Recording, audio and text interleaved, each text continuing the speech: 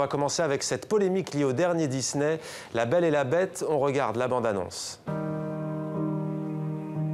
Belle, ma chérie, tu es tellement en avance sur ton temps. Et c'est un tout petit village. Tu es la créature la plus somptueuse de tout l'univers. Personne n'est digne de toi. Les gens ont l'esprit étroit, voilà tout. Mais un village est plus sûr qu'une ville.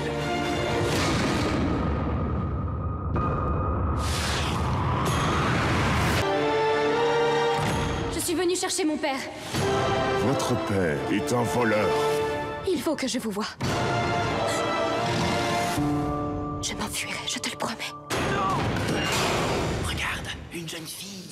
Bonsoir Estelle. Bonsoir, Les Mohamed. studios Disney ne s'attendaient pas à une telle polémique. Après la Russie, c'est désormais la Malaisie qui censure La Belle et la Bête. Oui, Disney censuré, mais que se passe-t-il? Pourquoi cette version avec acteurs en chair et en os provoque autant de remous? Est-ce qu'il y a une scène torride entre Belle et la Bête? Eh bien non, pas du tout. C'est ce personnage qui provoque la polémique. Il s'appelle le Fou. Alors il n'est pas fou, mais il est homosexuel. En fait, il est attiré par Gaston, qui est son meilleur ami, qui est aussi le prétendant insupportable de Belle. Je sens que vous ne connaissez pas très bien votre Belle et la Bête sur le bout des doigts. Ouais, et voilà. Alors, on va les découvrir, ces protagonistes. Allez. Voilà, Gaston est donc le fou. Le crazy.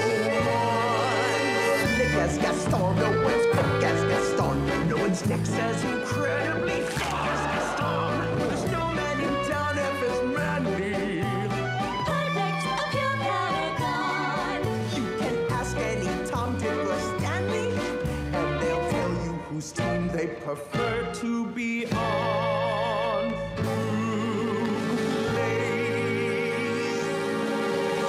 Hearts like Gaston. Who breaks hearts like Gaston? Who's much more than the sum of his parts like Gaston? As a specimen, yes, and intimidating.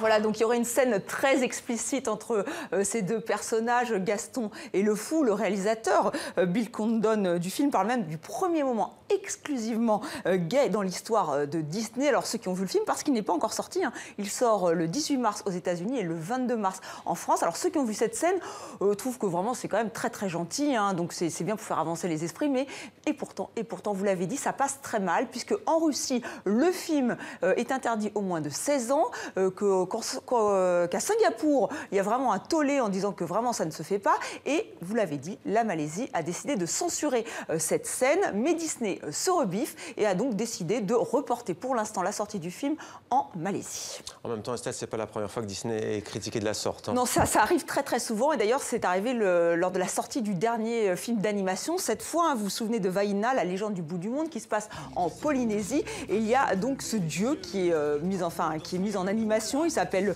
Maui, et ce qui frappe, c'est qu'il est fort, il est très costaud, voire gros, et pour beaucoup de Polynésiens, c'était vraiment une image très négative qui était montrée dans ce film de Disney, puisque vous savez que l'obésité fait des ravages là-bas. Donc on attend le prochain film de Disney, puisqu'à chaque fois il y a sa polémique.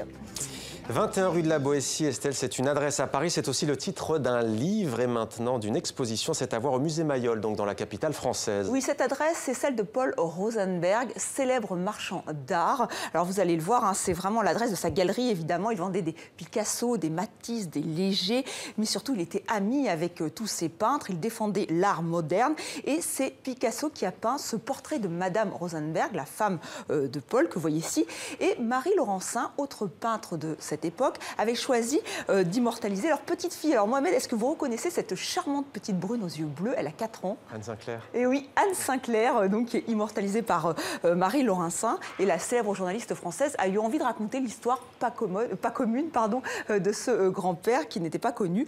Un livre qui a inspiré cette exposition. Toutes les œuvres qui sont exposées sont passées par cette galerie. Beaucoup se retrouvent dans des musées, dans des collections privées aujourd'hui. Ce sont des toiles de maître. Mais ce qui est intéressant, c'est que cette exposition nous rappelle aussi le contexte historique, puisque son grand-père a dû fuir l'Europe, fuir les nazis qui spoliaient les juifs, mais qui gardaient ces toiles, qui volaient ces toiles qu'il considérait, ou en tout cas qui disaient que c'était de l'art dégénéré. Anne Sinclair donc est l'auteure du livre, et elle est la marraine de cette exposition.